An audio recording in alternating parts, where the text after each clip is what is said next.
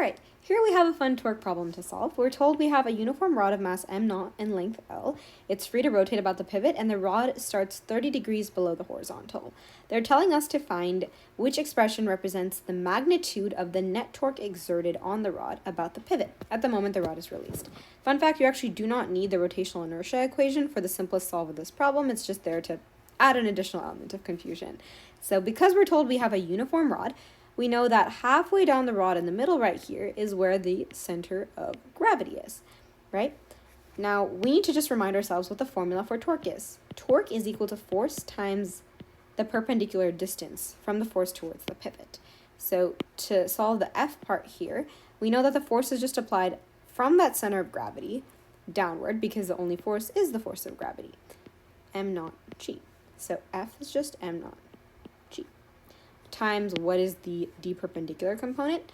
Well, that's what we should solve for now.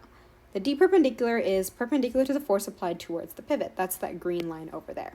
Now, because we said we were halfway down the rod at that center of gravity, this pink portion here is just half of the length of the rod.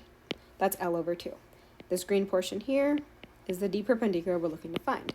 Now, if we finish off this triangle here like this, creating that right angle with the horizontal, we can see this top part over here is 30 degrees as they gave us, which means the remaining portion here is 60 degrees.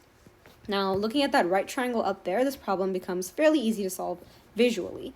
We know that the distance d perpendicular should just be L over 2 sine of 60 degrees. Now, this gives you your full formula for torque. Now, which of these matches the correct answer? It matches B.